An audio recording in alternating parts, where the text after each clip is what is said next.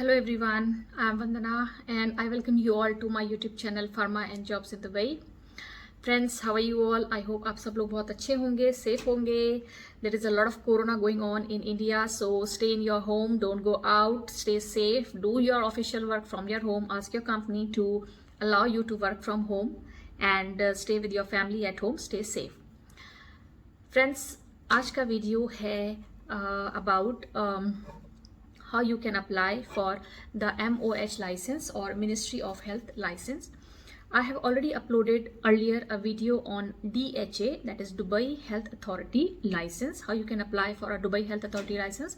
Entire process is given in that video. अगर आप Dubai में काम करना चाहते हैं तो आप उस लाइसेंस के लिए अप्लाई कर सकते हैं. I have also uploaded a video on HAD, Health Authority of Abu Dhabi. तो अगर आपको आबू धाबी में काम करना है या उससे उसकी एमिरेट्स में काम करना है तो आप हाथ के एग्ज़ाम के लिए अप्लाई कर सकते हैं. उसकी भी प्रोसेस मैंने उसमें बताई है and detailed process will be when you go to the website and apply on step by step procedure. तो उसकी इन दोनों वीडियोस में मैंने आपको fees, exam questions, procedure and all these things are explained. So if you want to go for DHA and HAD, please see those videos. Those videos link are also given in the description of this video. तो इस video के description में अगर आप देखेंगे तो आपको उन दो वीडियोस का लिंक भी मिलेगा. So if you want to apply for them, आप उन वीडियोस को देख सकते हैं. This video is going to be on Ministry of Health, that is MOH license. तो MOH लाइसेंस के लिए आप कैसे अप्लाई करेंगे, इसकी फ़ीस क्या है, कितने क्वेश्चंस आते हैं और किस तरह से ये एग्ज़ाम होता है and all these details about MOH pharmacist. So friends,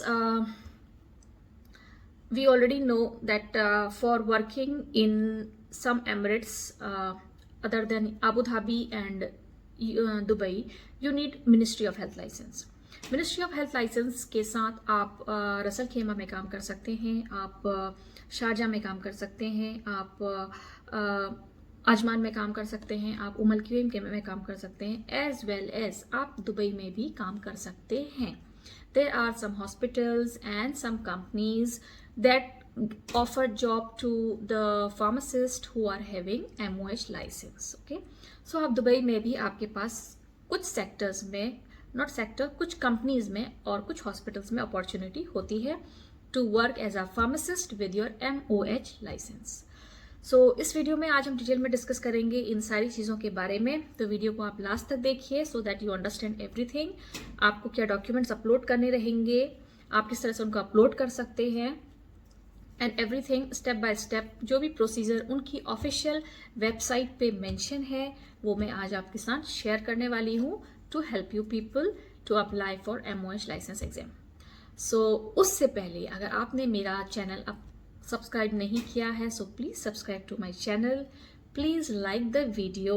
एक लाइक देने में कुछ नहीं जाता है बट आप लोग लाइक देते नहीं हैं. बहुत कम लोग हैं जो कि वीडियोस को लाइक करते हैं. You just have to like the video. Just उसको ऐसे थम्स के जो वहाँ पे रहता है उसको जस्ट आप क्लिक कीजिए और that's just a like. आप वीडियो देखते रहें और एक लाइक को भी टच कर दीजिए.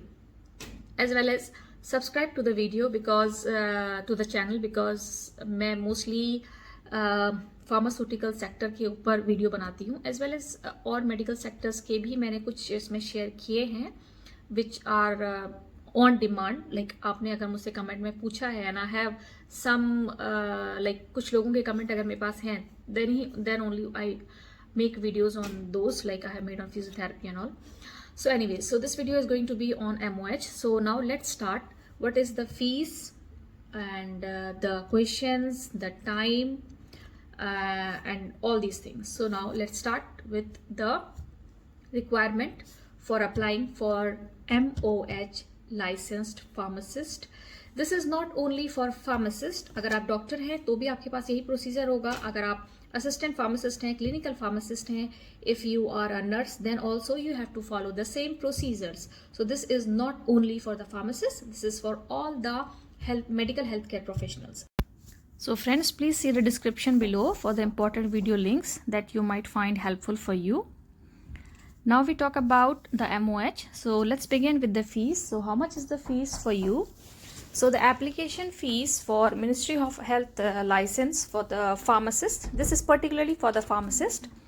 It is 250 AED, which is equivalent to around 2500 Indian rupees. And then data flow fee to verify your certificates is 1097 AED. I think by now you all must be aware of this word data flow. This is basically the verification of all your documents. The authority will verify all your documents that you have uploaded, that they are genuine or not. So it's for the verification. So they charge you for this 1097, which is around 21,000 Indian rupees.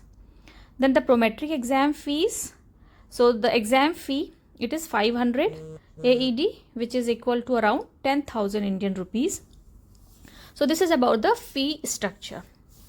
Now moving on to some other conditions that are mentioned in their official website, and I have taken all these things as it is mentioned in their official website. So जैसा वहाँ पे लिखा हुआ है बिल्कुल वैसा ही मैंने यहाँ पे आपके लिए यहाँ पे मेंशन किया हुआ है जो ऑफिशियल वेबसाइट में मेंशन है. So now let's see what are the conditions they are mentioned for us. There should be no more than 2-year gap in the applicant's work record. So आपके पास 2 साल से ज़्यादा का वर्क में gap नहीं होना चाहिए. तो जो आप एक्सपीरियंस लेटर अपना देंगे वर्क एक्सपीरियंस, उसमें आपका 2 साल से ज़्यादा का गैप नहीं होना चाहिए, वो फिर अकाउंटेबल नहीं होता है. Qualification certificate must be from a recognised university. तो आपके जो भी क्वालिफिकेशन, आप जो भी डिग्री डिप्लोमा जो भी आप अपना अपलोड करेंगे वो आपकी कंट्री में should be from a recognised university. तो आपकी कोई अच्छी रिकॉग्नाइज्ड यूनिवर्सिटी से ही होना चाहिए. Experience is calculated from the date, sorry it is DATE, it is not DAYE, from the date on which the licence was issued. ये question आप लोग मुझसे कई बार आप लोगों ने मुझसे पूछा भी है कि एक्सपीरियंस कब से काउंट होता है हम लोगों का. तो यहाँ पे देखिए क्लियरली मेंशन भी है कि it is from the date of the issuance of your licence. तो जिस दिन से आपका लाइसेंस इशू हुआ है वहाँ से ही आपका एक्सपीरियंस काउंट होता है. After this comes the certificate. This should be in the Arabic and English. तो only in Arabic and English the certificates will be accepted here. क्योंकि आप लोगों को पता है UAE is a Arabic country, तो अरेबिक यहाँ पे प्राइमरी लैंग्वेज है, फर्स्ट लैंग्वेज है. तो इसलिए जो सर्टिफिकेट्स हैं आइदर वो इंग्लिश में होने चाहिए या फिर वो अरेबिक में होने चाहिए. If they are not in Arabic and English then आपको उनको लीगली ट्रांसलेट कराना पड़ेगा अपनी लैंग्वेज से इस लैंग्वेज में, and they should be attested as well. ये उस केस में है अगर आपके सर्टिफिकेट इंग्लिश में नहीं है या फिर अरेबिक में नहीं है, तो any one language. Next is कि जो आप English is approve language in all the test. So जो भी आप अपने टेस्ट सेंटर, वेदर आप अपनी होम कंट्री से दें या आप UAE में ही है तो यहाँ से दे रहे हैं, तो जो आपका टेस्ट होगा, मॉड्यूल होगा, वो आपका इंग्लिश में ही होगा, आपके क्वेश्चंस इंग्लिश में ही होंगे. मैक्सिमम 3 अटैम्प्ट्स आपको मिलेंगे. अगर आपने 3 अटैम्प्ट में अपना क्वेश्चन क्लियर कर, अपना पेपर क्लियर कर लिया, then you will be a licensed MOH pharmacist. 4th attempt आपको नहीं मिलेगा. So be careful while you book your exam date. अच्छी प्रिपरेशन के बाद ही आप लोग अपना एग्जाम डेट बुक कीजिए. सर्टिफिकेट ऑफ एक्सीलेंस, इसको हम गुड स्टैंडिंग सर्टिफिकेट भी बोलते हैं. तो अगर आपसे इसकी भी रिक्वायरमेंट है तो जो आपकी वहाँ की अथॉरिटी है होम कंट्री की, दे विल गिव यू.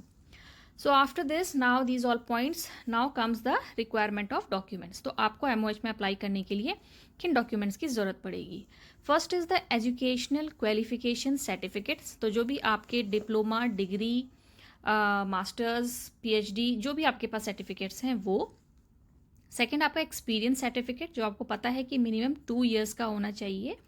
और जैसे कि इसमें मेंशन था कि 2 years आपका स्टार्ट होगा जब का आपका लाइसेंस आपको इशू हो चुका है, उसके बाद से.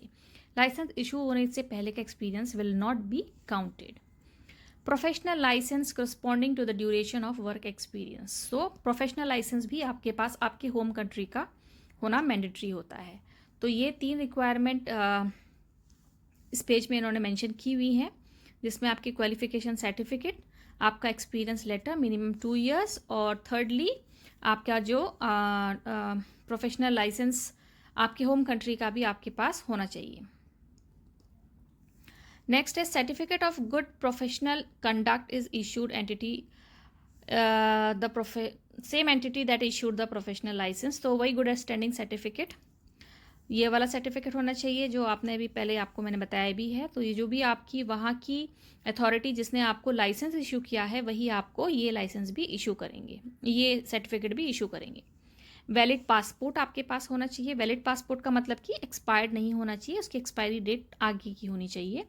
और 2 फोटोग्राफ्स वाइट बैकग्राउंड के होने चाहिए।